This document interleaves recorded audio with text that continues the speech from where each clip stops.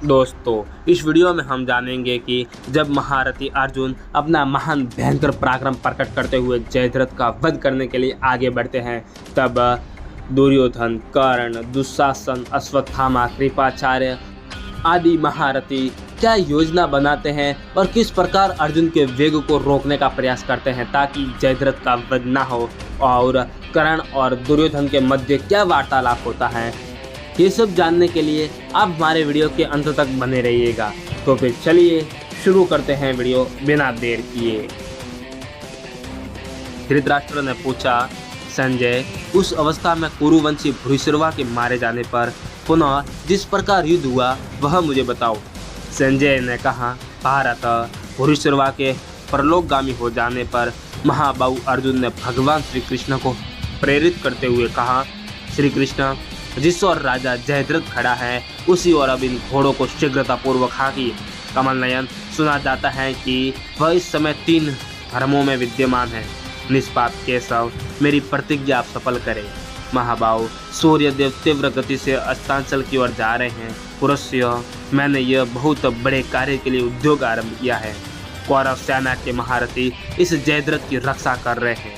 श्री कृष्ण, जब तक सूर्य अस्ताचल को न चले जाए तभी तक जैसे भी मेरी प्रतिज्ञा सच्ची हो जाए और जैसे भी मैं जयद्रथ को मार सकूं उसी प्रकार शीघ्रतापूर्वक इन घोड़ों को हाँकिए। तब अश्वविद्या के ज्ञाता महाबाहु श्री कृष्ण ने जयद्रथ को मारने के उद्देश्य से उसकी ओर चांदी के समान श्वेत घोड़ों को हाँका। महाराज, जिनके बाण कभी व्यर्थ नहीं जाते, उन अर्जुन को धनुष से छूटे हुए बाणों के समान उड़ते हुए से अश्व द्वारा जयद्रथ की ओर जाते देख कौरव सेना के प्रधान वीर बड़े वेग से दौड़े। दुर्योधन, कर्ण, वृषसेन, मद्रराज शल्य, अश्वत्थामा, कृपाचार्य और स्वयं सिंधुराज जयद्रथ ये सभी युद्ध के लिए डट गए। वहां उपस्थित हुए सिंधुराज को सामने पाकर अर्जुन ने क्रोध से उद्दीप्त नेत्रों द्वारा उसे इस प्रकार देखा मानो जलाकर भस्म कर देंगे।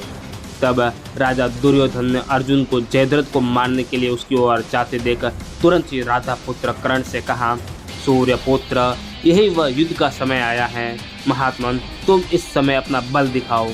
कर्ण, रणभूमि में अर्जुन के द्वारा जैसे भी जयद्रथ का वध न होने पावे वैसा प्रयत्न करो। नरवीर, अब दिन का थोड़ा सा ही भाग शेष है। तुम अपने बाण समूह द्वारा इस समय शत्रु को घायल करके उसके कार्य में बाधा डालो। मनुष्य लोक के प्रमुख वीर कर्ण, दिन समाप्त होने पर तो निश्चय ही हमारी विजय हो जाएगी। सूर्यास्त होने तक यदि सिंधुराज सुरक्षित रहे तो प्रतिज्ञा झूठी होने के कारण अर्जुन अग्नि में प्रवेश कर जाएंगे। मानद, फिर अर्जुन रहित भूतल पर उनके भाई और अनुगामी सेवक 2 घड़ी भी जीवित नहीं रह सकते। कर्ण, पांडवों के नष्ट हो जाने पर हम लोग पर्वत, वन और कानूनों सहित इस निष्कंटक वसुधा का राज्य भोगेंगे। मानद, देव के मारे हुए अर्जुन की बुद्धि विपरीत हो गई थी, इसीलिए कर्तव्य और अकर्तव्य का विचार न करके उन्होंने रणभूमि में जयद्रथ को मारने की प्रतिज्ञा कर ली। कर्ण, निश्चय ही किरीटधारी पांडव अर्जुन ने अपने ही विनाश के लिए जयद्रथ वध की ये प्रतिज्ञा कर डाली है। राधानंदन, तुम जैसे दुर्धर्ष वीर के जीते जी अर्जुन सिंधुराज को सूर्यास्त होने से पहले ही कैसे मार सकेंगे? मद्रराज शल्य और महामना कृपाचार्य से सुरक्षित हुए जयद्रथ को अर्जुन युद्ध के मुहाने पर कैसे मार सकेंगे? मैं, दुशासन तथा अश्वत्थामा जिनकी रक्षा कर रहे हैं, उन सिंधुराज जयद्रथ को अर्जुन कैसे प्राप्त कर सकेंगे? जान पड़ता है कि वे काल से प्रेरित हो रहे हैं। मानद, बहुत से सूरवीर युद्ध कर रहे हैं, उधर सूर्य भी अस्तांचल पर जा रहे हैं। अतः मुझे संदेह यह होता है कि अर्जुन जयद्रथ तक नहीं पहुंच पाएंगे। कर्ण, तुम मेरे, अश्वत्थामा के, मद्रराज शल्य के, कृपाचार्य के तथा अन्य सूरवीर महारथियों के साथ पूरा प्रयत्न करके रण क्षेत्र में अर्जुन के साथ युद्ध करो। आर्य, आपके पुत्र के ऐसा कहने पर राधानंदन कर्ण ने कुरुश्रेष्ठ दुर्योधन से इस प्रकार कहा, मानद, सुदृढ़ लक्ष्य वाले वीर धनुर्धर भीमसेन ने संग्राम में अपने बाण समूह द्वारा अनेक बाण मेरे शरीर को अत्यंत सख्त विकसित कर दिया है। मुझे खड़ा रहना चाहिए, ये सोचकर ही इस समय मैं रणभूमि में ठहरा हुआ हूँ। इस समय मेरा कोई भी अंग किसी प्रकार की चेष्टा नहीं कर रहा है।